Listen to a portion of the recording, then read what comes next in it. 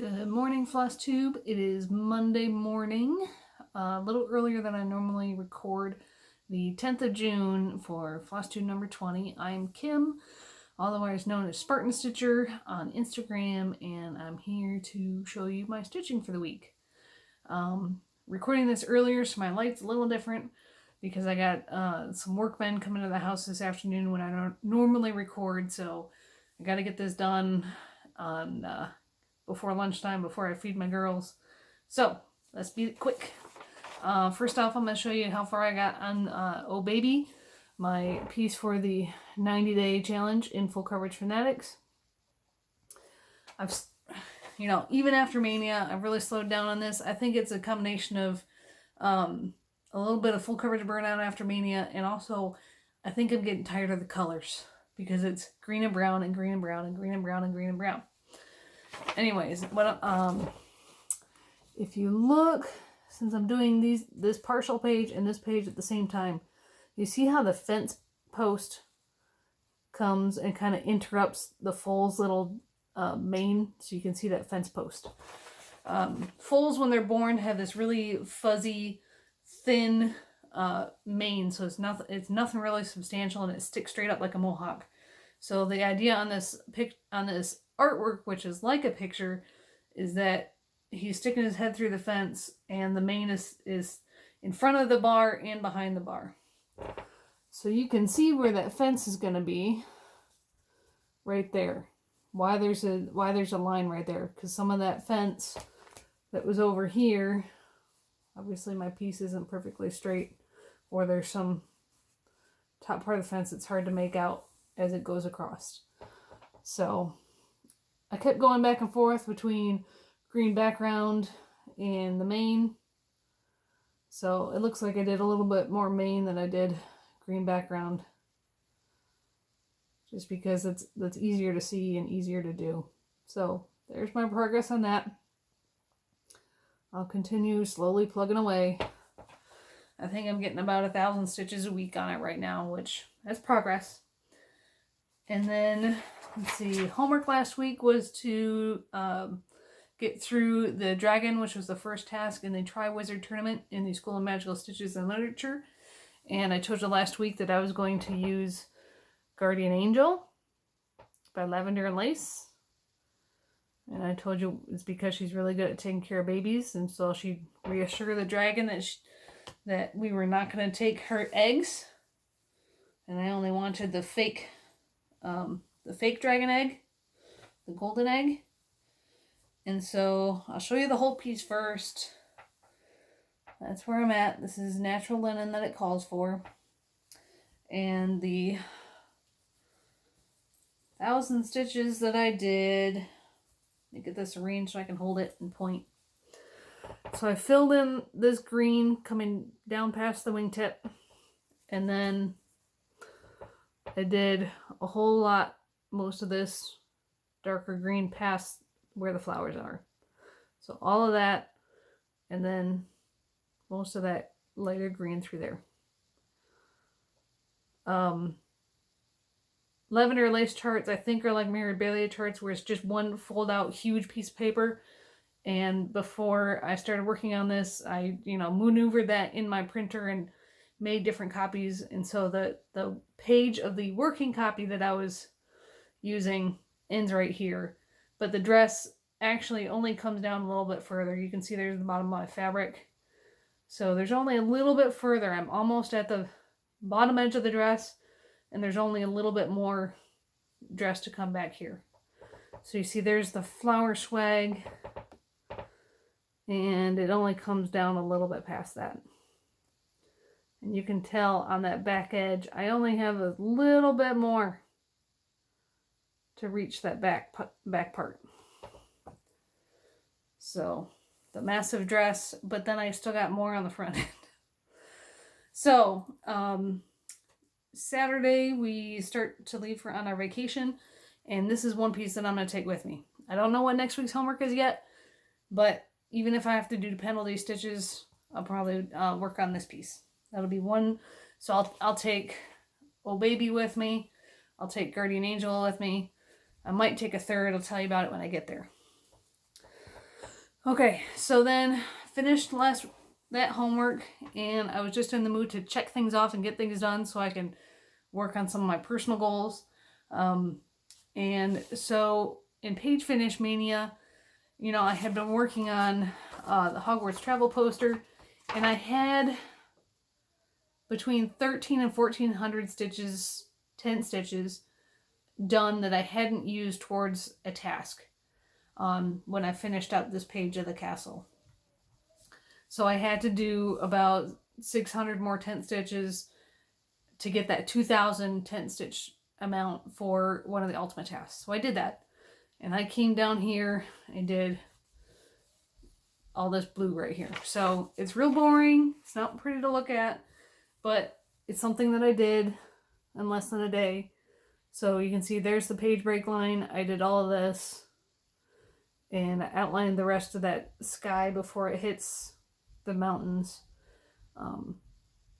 So for that task was 7 years at Hogwarts, because obviously it's Hogwarts. So 7 years of school at Hogwarts. So that was another task, ultimate task done. And then I went to, for the May and June extra credit, the piece that's been the longest since you've worked on it.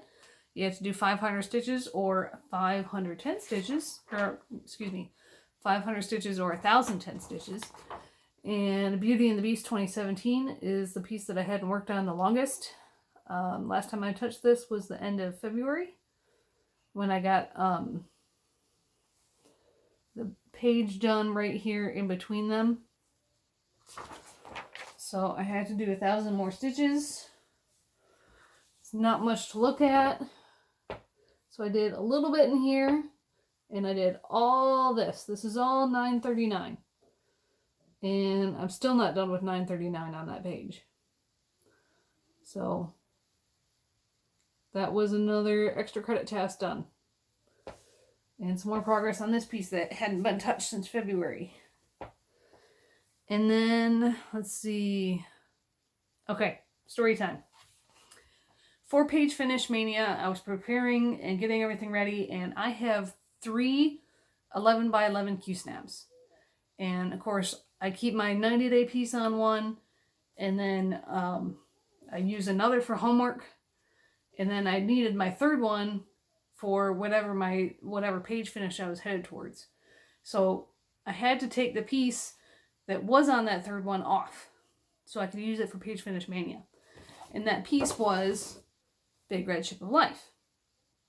You guys know I'm doing this over the span of 4 years to represent our time here in North Dakota. I'm doing one page every 3 months.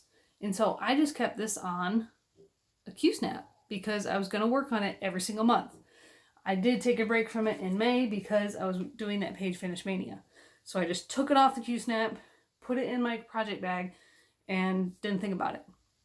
Well, then last week, I knew that I had to catch up because it's June. I got to finish page 2. So it's time to get it back out and get it back on the Q-snap. Well, I think in my first video in my whip parade, I told you that there's a little bit of an odor to the fabric, which is MCG Textiles Mushroom 28 count even weave. And it's particular to that color from MCG Textiles. So I decided to try to get rid of the odor.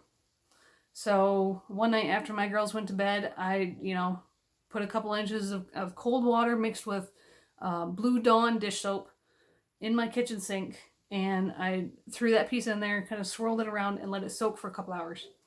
And then before I went to bed, I, drained the water and rinse some more, trying to get all the Dawn out. Rinse more. And then I held it up. And it's 11 o'clock at night. And I start losing my shit, pardon my French, because I couldn't believe it. I was so embarrassed and ashamed at what I had done. I'm going to take off the grime guard so you can see. I have seen other people make this mistake, and I'm sorry. I never understood how this could happen. I didn't think it would ever happen to me.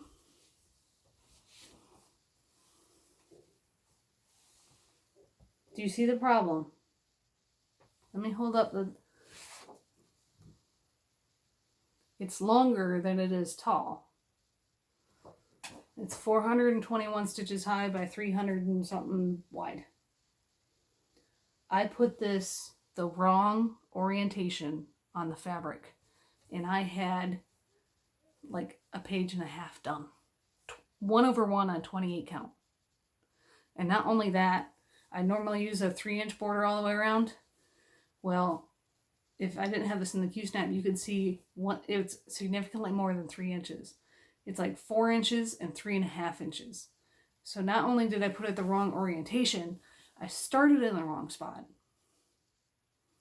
And so from 11 o'clock that night until about 8 o'clock the next morning, I was furious with myself because I thought this project would have to be tossed. That there's no way that this would fit in that amount of fabric with it turned the wrong way. I love this piece, but I didn't want to start over and try to catch up on my pages because of this very tedious border. And I didn't want to change my fabric count because this piece is enormous. I didn't want to have a really big finished piece. And so, you know, we have made a habit of doing Anne of the creator and other admin of Full Coverage Fanatics. We talk all the time. We compare notes. We talk through our plans to see if that's really what makes sense. If she doesn't know what to work on, I help her, that kind of thing. And so she had already gone to bed by 11 o'clock. But I had to rant and stuff. And so she got back with me the next morning as I was eating breakfast and still trying to think over what I could do. And she's like, well, I know you did this, but did you, just making sure, did you measure and check it to see? And no, I hadn't measured it that night because the fabric was wet and I was too furious with myself. I couldn't think and it was past my bedtime. So I set it outside to dry and just let it be. So after I had my breakfast, I took a needle and I counted the fabric threads. Not just measuring and dividing by 28 to see if I had enough room, because this is MCG Textiles and I had to make sure. So I counted the fabric threads 3 times using little pins and needles just to make sure that I had it right.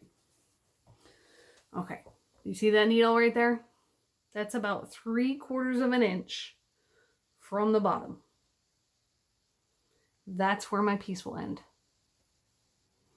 There is barely enough room for me to continue on this piece. Now, I don't think that will be enough room to frame it, but I think I'll be able to sew on some cotton fabric in a good color and make this into a wall hanging or something. So that fabric will allow me to use the Q-snap lower down so I can get all that bottom row done and finish this piece in the 4 years that I originally planned. And then I'll just have excess fabric over here, because this is already halfway across, so it's not going to take all that fabric. So take a deep breath. It's okay. I can keep going on this piece as I originally intended. So I did my 500 stitches on something that you can find in the Black Lake at Hogwarts. And a ship was approved in the question thread because the students from Durmstrang arrived on a ship. So what I did for my 500 stitches is I continued stitching on this mast and did this part. So did that central part, most of that, did all of this, and then started on the sail, the front sail. So, but this is the end of page 2, so I have all of this to fill in by the end of the month to keep up with my plan. So this week's homework in the School of Magical Stitches is to do the lake task, where our favorite whip has been protected but taken to the bottom of the lake, and we need to do 1,000 stitches on it to rescue it from the lake. So you have to explain what your favorite piece is. This one! This one's my favorite piece right now, or at least that's what I'm saying, because I need the progress on it, and I'm just happy that I don't have to start over. I don't have to find a different piece to represent our time here in North Dakota. So this one, I'm going to work 1,000 stitches on this week. And depending on how much I get done and how close I get to finishing this page, I might take this with me as a third whip when we go on vacation next week. And the reason I didn't think I'd ever have this issue is because when I start a piece, I always put my needle minder in the bottom right corner. Even if I move it around later as I'm stitching it, I always start in the bottom right, or put my needle minder in the bottom right corner. And then I'd stick a needle in at the 3" and 3" corner if I'm starting in the corner. So I have no idea how this happened, but you know what? I made a mistake. And I'm just fortunate that I can continue and still fit the whole piece on the fabric. So that was one of my disasters, or near disasters, this week. And let's see. And then continuing my trend to check things off, another thing I had to finish was the teacher gift for my daughter's preschool teacher. This is from the Winter in the Village by Stony Creek, where I was stitching just the schoolhouse.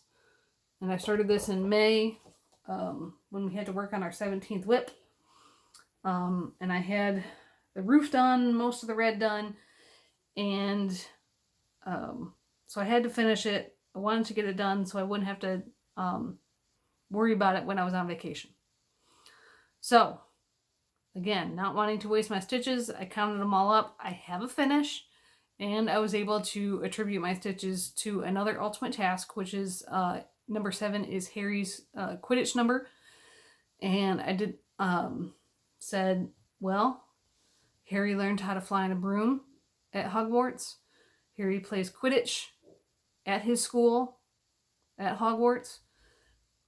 Whether you're a muggle or a wizard, you learn sports and play sports at school.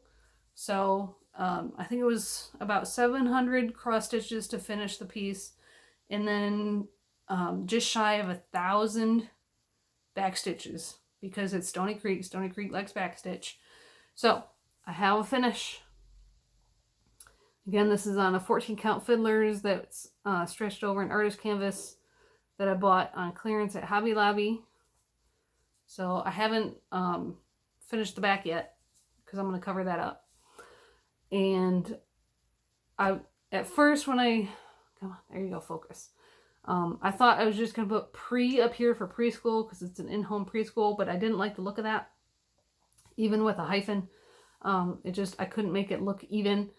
And so I put the K and the M there because she calls her preschool Kinder Minds. And of course I couldn't fit that, and I couldn't fit the city that we're in, or the base that we're in wouldn't fit up there. So I just abbreviated Kinder Minds. And the pattern called for Glisten Gloss in silver, and I had some silver Kreinik, so I just used that instead. And everything else is as charted. And once I put a piece of felt in the back, I might take a little scrap of 28 count and stitch on there my initials and the year, and adhere that with some tacky glue to the felt so that she can see on the back who made it and what year. So that'll be a teacher gift for when we get back from vacation. So I think that was my 9th finish, 7th or 9th, I can't remember, finish of the year. Okay, so we leave our house Saturday to go on vacation. We'll be gone Saturday to Saturday. I want to keep videoing, but I'm not sure yet how I'll do that. So we'll see how this week goes. I might do a quick video on Friday and put that up. So I'm going to do my homework on Big Red Ship of Life. And the only extra credit task I have left is the maze task. Work on something that would fit in a maze. And I told you I was going to do the Twisted Vine section of Camelot. So we'll see if I can get that done this week before we leave. To check another thing off, and then I'll be done with stitching extra credit. I only have 5 tasks left in the Ultimate Challenge. But so after I do Big Red Ship, I'll do the Camelot 500 stitches, and then I'll probably work on Sunday Delight for Full Coverage Fanatics and their monthly theme, and by the numbers if I have any time before we go on vacation. So those are my plans. Let's see, look at my notes. Yep. I really do like keeping this under 30 minutes because it makes it about 4 hours faster to upload, because I don't have to put it in my software to edit it. I'm trying to think. My other near disaster, if you watch my Instagram stories, was in relation to Hopper. He flies, like I get him off his cage onto my arm, and he flies.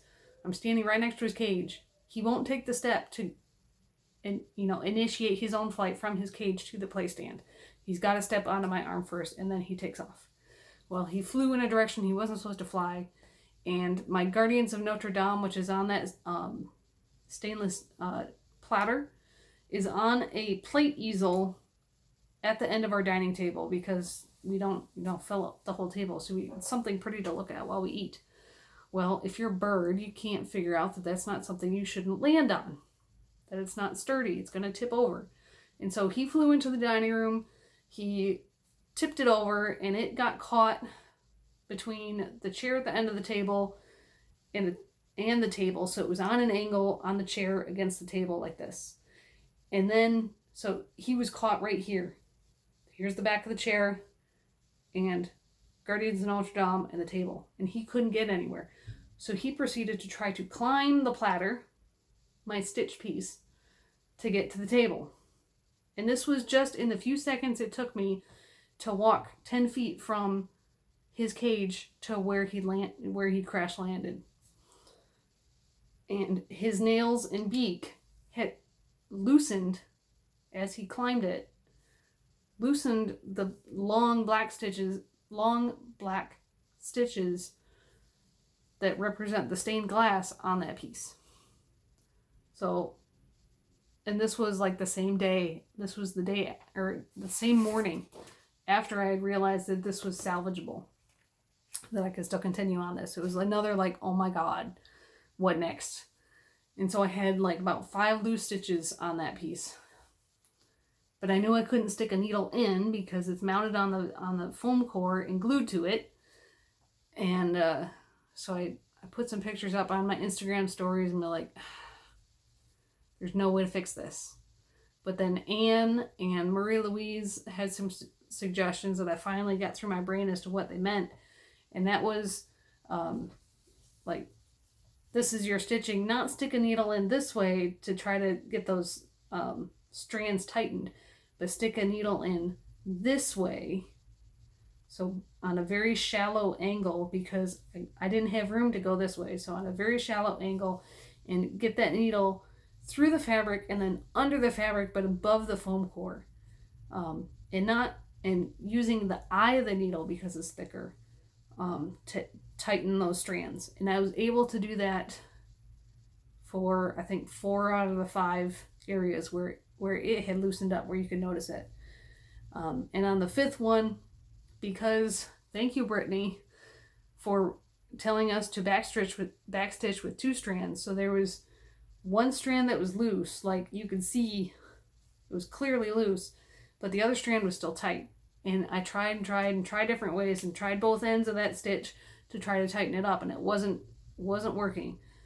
So all I did is I took my little scissors and I snipped. It was a very short stitch. It wasn't one of the longer ones because it was in one of the faces.